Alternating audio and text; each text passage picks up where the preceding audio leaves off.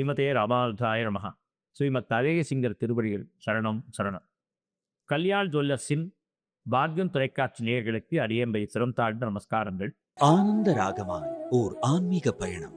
நீங்கள் பார்த்துக் கொண்டிருப்பது உங்கள் பாக்யம் சேனல். வழங்குவோர் அன்புடன் கல்யாண் ஜுவல்லர்ஸ். இது உங்கள் பாக்யம், எங்கள் பாக்கியம்.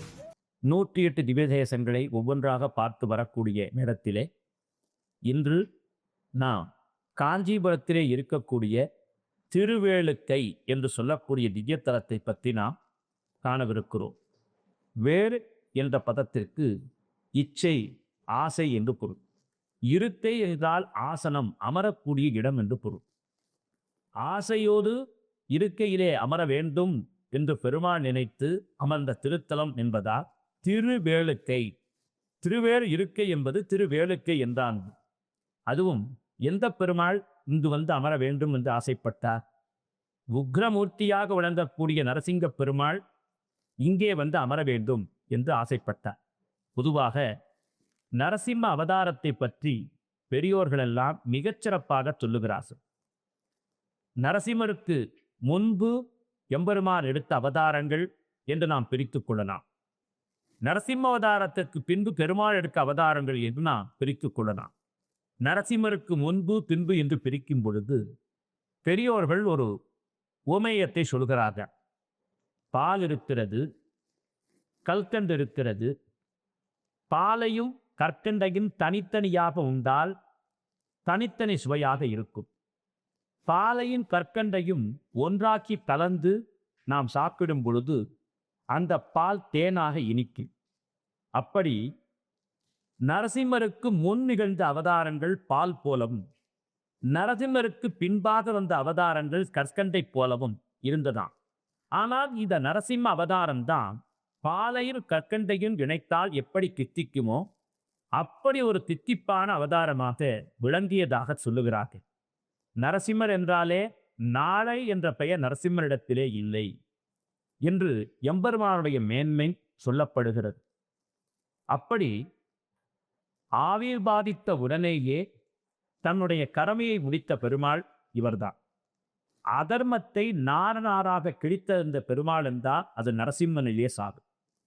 உலகத்தின் எத்தனை தெய்வங்கள் வந்தாலும் இந்த நரசிம்மனைத்தான் சிவபெருமானே மந்திர ராஜபதம் என்ற பதத்தினால் பாராட்டி இருக்கிறார், பூசித்திருக்கிறார்.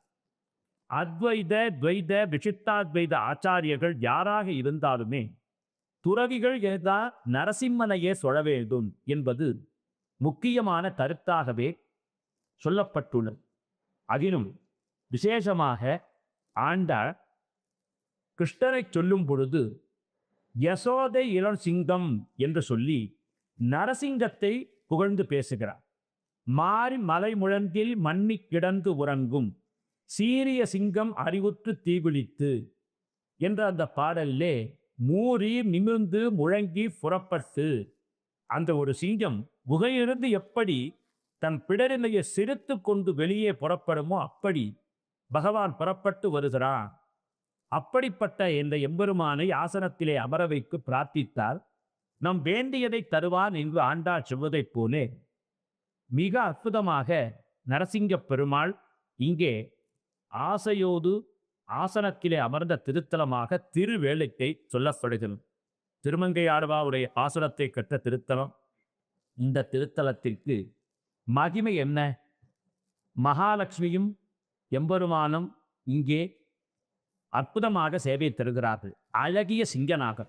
பொதுவாக இந்த அழகிய சிங்கன் என்றால் அது நரசிம்மனையே குறிக்கும். நம்முடைய நம்பெருமாள் என்று நரசிம்மனை ஆழ்வார்கள் பிடிக்கிறார்கள். அதுவும் மிக உருக்கமாக திருமங்கை ஆழ்வார் சிங்கவேள் குன்றத்து பெருமாளை குறித்து கொண்டாடுகிறார். நரசிம்மனை திருமங்கை ஆழ்வார் அத்துணை ஆச்சரியமாக அனுபவித்திருக்கிறார் என்றால் இந்த பெருமாளையும் சுவாமி திருமங்கை ஆழ்வார் போற்றிக் கொண்டாடுகிறார். அப்படி கிருதயுகத்திலே புறப்பட்டு வந்த நரசிம்ம அவதாரம் கலியுகத்திலும் ஆசையோடு அமர்ந்து வந்த திருத்தலமாக திருவேளுக்கை அற்புதமான திருத்தலம் அமைகிறது. இந்த ஆசனத்தில் அமர்ந்த இந்த ஹரியை நாம் சேவிக்க சேவிக்க நம்முடைய ஆசைகளும் நிறைவேறும் என்று சொல்லப்பட்டுள்ளது. எப்படி என்று தானின்றால், நான் நல்லான ஆசை, அதாவது நியாயமான ஆசைகளை நான் நேசிக்க வேண்டும், விரும்ப வேண்டும். ஒரு குழந்தை எதற்கு ஆசைப்பட வேண்டும்?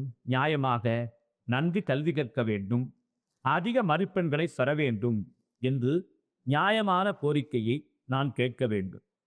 அப்படி நியாயமான கோரிக்கைகளை கேட்கும் பொழுது எம்பெருமான் செவிசாய்த்து விடுகிறார்.